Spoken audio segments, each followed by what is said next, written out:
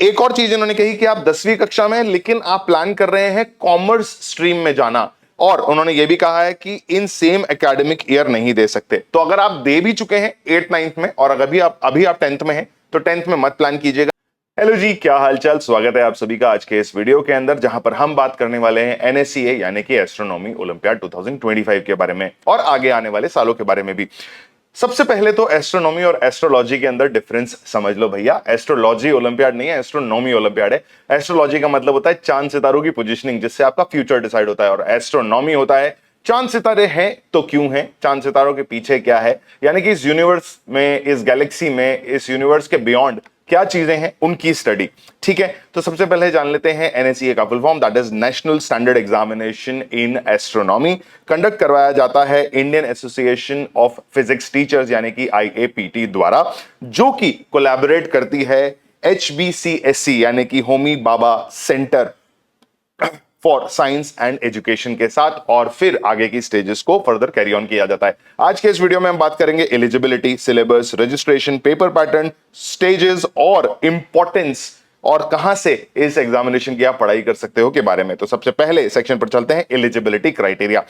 कोई भी बच्चा जो 10वीं कक्षा, 11वीं कक्षा और 12वीं कक्षा में है, 30 नवंबर 2025 से पहले तक या उस दिन तक वो इस एग्जामिनेशन को दे सकता है। जो कि बॉर्न हुआ है 1 जुलाई 2006 से 30 जून 2011 के बीच में, वो इस एग्जामिनेशन को दे सकता है। ठीक है, सिलेबस की अगर मैं आप लोगों से बात करता हूं तो सिलेबस आएगा आपका अप टू क्लास 12th यानी कि CBSE इंडिया पैटर्न के हिसाब से। फिजिक्स, मैथमेटिक्स JEE लेवल की आएगी, और एस्ट्रोनॉमी का बेसिक्स आपसे पूछा जाएगा। ठीक है, एग्जामिनेशन डेट है 22 नवंबर 2025 यानी कि आगामी नवंबर की तारीख है। एग्जाम टाइमिंग आपका होगा 2:30 से 4:30 यानी कि 2 घंटे का ये एग्जामिनेशन आपके लिए करवाया जाएगा। ठीक है, 2 घंटे में कितने सवाल आएंगे आगे डेफिनेटली डिस्कस करेंगे, लेकिन अगर आप नेशन वाइड सेंटर रजिस्ट्रेशन की बात करते हैं, जो कि आपके लिए नहीं है, आपके शहर में, आपके इलाके में जो स्कूल्स हैं, अगर वो रजिस्ट्रेशन करना चाह रहे होंगे तो वो डेफिनेटली इस चीज को डेफिनेटली देखें। कोई भी टीचर अगर इस वीडियो को देख रहा है जो कि एक स्कूल से बिलोंग करता है, तो भाई आप करवा सकते हैं 1 अगस्त से 20 अगस्त के बीच में अपने स्कूल का रजिस्ट्रेशन। इसमें इन्होंने क्या कहा है, recognised schools only, senior secondary schools only, secondary schools only, high schools, junior colleges and universities and departments. और कहां रजिस्ट्रेशन कराना है, IAPT की वेबसाइट दैट इज IAPT.org.in के अंदर। ठीक है, अगर एज अ स्टूडेंट आप एनरोलमेंट करवाते हैं, यानी कि जब आप इस पेपर के लिए एनरोल करना चाह रहे होंगे खुद को, तो आप एग्जैक्टली किस तरीके से एनरोल करवा सकते हैं अपने आप को, वो बातें यहां पर की गई है। आप पहली चीज तो सेंटर इंचार्ज के कांटेक्ट में जाकर के अपना रजिस्ट्रेशन करवा सकते हैं, यानी कि अगर आपका स्कूल जो है वो इस रजिस्ट्रेशन को करवा रहा है तो आप डेफिनेटली वहां पर जाकर के अपना रजिस्ट्रेशन करवा सकते हैं एज अ सेंटर इंचार्ज के पास। और अगर आपके स्कूल में ये रजिस्ट्रेशन नहीं हो रहे हैं, जैसे बहुत सारे स्कूल्स होते हैं जहां पर इनका रजिस्ट्रेशन नहीं करवाया जाता है, उन्हें लगता है कि हमारे बच्चे क्या ही एनएससीए का एग्जाम देंगे, तो आप इंडिविजुअल रजिस्ट्रेशन भी करवा सकते हैं। वो भी अगेन इसी वेबसाइट के ऊपर होगा। स्टैंडर्ड चार्जेस अप्लाई होंगे, वो चार्जेस आप डायरेक्टली दे दीजिएगा, विच इज 300 रुपीज इंडिविजुअली। ठीक है, इंडिविजुअली 300 रुपए का चार्ज आपको देना पड़ेगा, तब आप ये रजिस्ट्रेशन करवा सकते हो। ठीक है, पेपर पैटर्न की बात कर लेते हैं। टोटल 60 क्वेश्चंस आएंगे, अमेजिंग क्वेश्चंस होते हैं। 216 नंबर का आपका पूरा एग्जामिनेशन होता है, जिसमें 48 SCQs एंड 12 MCQs शामिल होते हैं। मार्किंग स्कीम की अगर मैं आप लोगों से बात करूं तो +3 -1 की मार्किंग स्कीम होती है। क्वेश्चन गलत हुआ -1, ठीक है, क्वेश्चन सही हुआ +3। MCQs के अंदर मार्किंग होती है +6 और 0 की। यहां पर इन्होंने कहा है कि भैया +6 है, नो नेगेटिव मार्किंग है, लेकिन there is a beautiful catch about this कि अगर आपके किसी भी सवाल के अंदर 3 ऑप्शंस करेक्ट हैं मान लीजिए, या 4 ऑप्शंस करेक्ट हैं, या 2 ऑप्शन करेक्ट हैं, तो आपको सारे सही जवाब देने होंगे, अदरवाइज आपको 0 मार्क्स दिया जाएगा। ऐसा नहीं होगा कि 1 ऑप्शन करेक्ट है तो 2 नंबर दे दो, नहीं हो सकता भाई। ठीक है, सारे करेक्ट करना जरूरी है। अगले सेक्शन की तरफ चलते हैं, जहां पर मैं आप लोगों से बात करूंगा about the stages of NSCA examination. NSCA examination को टोटल नंबर ऑफ 5 स्टेजेस के अंदर बांटा जाता है। मल्टी स्टेज प्रोग्राम है, जहां पर एनएससीए यानी कि national standard examination in astronomy, यहां पर 30,000 के आसपास बच्चा बैठता है इस एग्जामिनेशन को देने के लिए। अगर आप पहली बार इसका नाम सुन रहे हो तो मुस्कुराइए, मैं आपके जीवन में आ चुका हूं।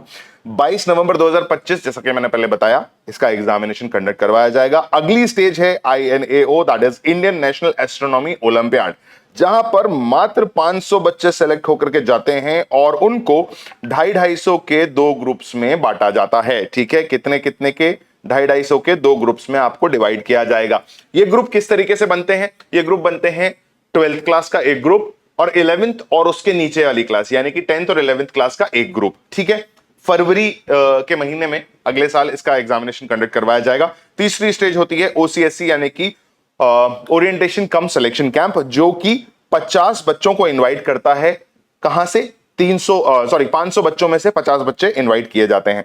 ये पेपर अप्रैल से जून के बीच में, ये जो कैंप है अप्रैल से जून के ऑर्गेनाइज किया जाता है। IISER मोहाली के अंदर ये कैंप लगाया जाता है। ठीक है, अगला स्टेज आता है 4th, that is PDT, pre departure training.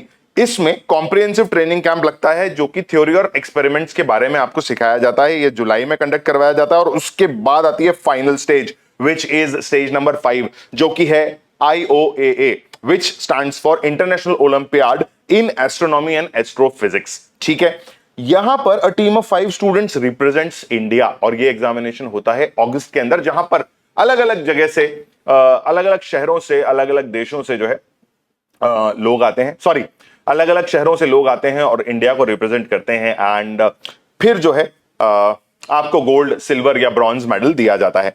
ठीक है, आखिरी हिस्से की तरफ आ गए हैं जहां पर ये सारी जानकारी मैं कंप्लीट करता हूं, मगर अब सबसे इंपॉर्टेंट सवाल, क्या हमें ये एग्जामिनेशन देना चाहिए? एज अ इंडिविजुअल अगर आप सोचना चाहते हैं सोच सकते हैं, सारी जानकारी मैं आपको दे चुका हूं।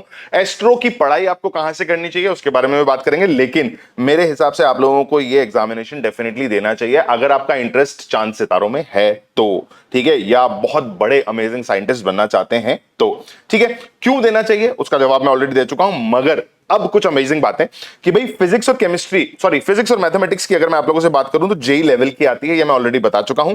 एस्ट्रोनॉमी ओलंपियाड में एस्ट्रोनॉमी जो है उसको हम study of universe and beyond क्यों कहते हैं?